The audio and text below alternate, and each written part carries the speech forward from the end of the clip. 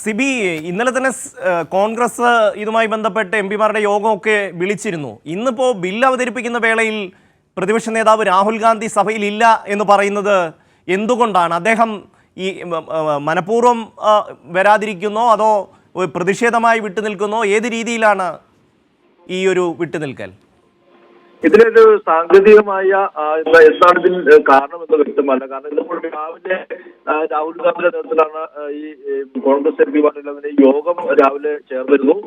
പിന്നീട് യോഗത്തിന് ശേഷമാണ് എംപിമാരുടെ എത്തിയത്. അതുകൊണ്ട് തന്നെ ഇത് എന്തുകൊണ്ടാണ് ഇദ്ദേഹം പങ്കെടുക്കുന്നത് എന്ന കാര്യത്തിൽ ഇപ്പോഴും വ്യക്തതയില്ല. എന്നാലും ഇന്നലെ ഇന്ത്യ സഖ്യം ഉൾപ്പെടെ യോഗം ചേർന്നുകൊണ്ട് എല്ലാവരും ഒറ്റക്കെട്ടായി നിന്നുകൊണ്ട് ഒരുമിച്ച് എതിർത്ത് വോട്ട് ചെയ്യുക എന്നുള്ള തീരുമാനത്തിലേക്കാണ് എത്തിയിരിക്കുന്നത്. കോൺഗ്രസ് ഇത് വലിയൊരു ആശയക്കുഴപ്പമുണ്ടായിരുന്നു. പ്രത്യേകിച്ച് ക്രൈസ്തവ സംഘടന എല്ലാം നിലയും ഈ ബില്ലിനെ അനുകൂലിച്ച് രംഗത്ത് വന്ന ഒരു പശ്ചാത്തലത്തിൽ എങ്ങനെ ഈ ഒരു ബില്ലിനെ എതിർക്കും അല്ലെങ്കിൽ എന്ന കാര്യത്തിലൊരു വലിയ ആശയക്കുഴപ്പം കോൺഗ്രസിൽ ഉണ്ടായിരുന്നു.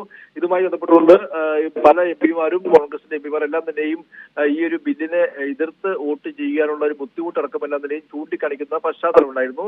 പക്ഷേ പിന്നീട് ഇന്നലെ വൈകിട്ട് ഇന്ത്യ സഖ്യം ഉൾപ്പെടെ തീരുമാനമെടുത്തത് ഒരുമിച്ച് ഒറ്റക്കെട്ടായി ഇതിനെ എതിർക്കുക എന്ന് തന്നെയാണ്. അതുകൊണ്ട് തന്നെ കോൺഗ്രസിന്റെ എംപിമാർക്കെല്ലാം തന്നെയും കൃത്യമായി വിപ്പ് നൽകിയിരുന്നു. പക്ഷേ പ്രതിപക്ഷ നേതാവായ രാഹുൽ ഗാന്ധി പോലും ഈ ഒരു ലോക്സഭയിൽ എത്തിയിട്ടില്ല എന്ന് പറയുമ്പോൾ സ്വാഭാവികമായും അത് എന്താണ് അതിന് കാരണമെന്ന് വ്യക്തമല്ല. എന്തായാലും ഇതിൽ നിന്ന് വിട്ടുനിൽക്കുന്നല്ല എന്നുള്ളത് നമുക്ക് മനസ്സിലാക്കാൻ കഴിയുന്നത്. കാരണം വിട്ടുനിൽക്കാൻ പാടില്ല എന്ന് കൃത്യമായി ഇന്നലെ തന്നെ ഇന്ത്യ സഖ്യം ഒരുമിച്ച് തീരുമാനമെടുത്തതുകൂടിയാണ്. അതുകൊണ്ട് തന്നെ വിട്ടുനിൽക്കുന്നു എന്ന് പറയാൻ കഴിയില്ല. എന്തെങ്കിലും സാങ്കേതിക കാരണമാണോ എന്നെല്ലാം നിലയും ഇനി അറിയേണ്ടതുണ്ട്. നിലവിൽ ലോക്സഭയിൽ രാഹുൽ ഗാന്ധിയും പ്രിയങ്ക ഗാന്ധിയും ഇല്ല എന്നുള്ളതാണ് നമുക്ക് ലഭിക്കുന്ന വിവരം.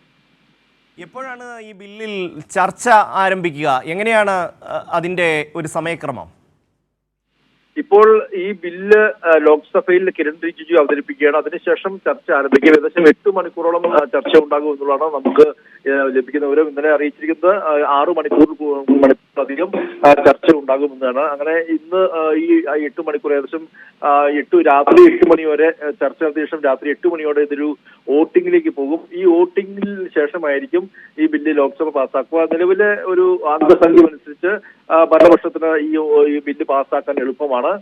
എങ്കിലും ഇതിൽ നീണ്ട ചർച്ചകൾ 8 മണിക്കൂർ അല്ലെങ്കിൽ 6-7 മണിക്കൂർ നീണ്ട ചർച്ച ഉണ്ടാകുമെന്ന കാര്യത്തിൽ സംശയമില്ല. ഈ ബില്ല് അവതരിപ്പിച്ച ശേഷം ഇത് ചർച്ചയിലേക്ക് പോകും. അതിനുശേഷം രാത്രി 8 മണിയോടെ ഇത് വോട്ടിങ്ങിലൂടെ ഈ ലോക്സഭ പാസ്സാക്കുകയായിരിക്കും. പിന്നീട് നാളെ രാജ്യസഭയിൽ പാർലമെന്റിൽ അവതരിപ്പിച്ചിരിക്കുന്നു. സിബിയാണ് വിശദാംശങ്ങൾ നൽകിയത്.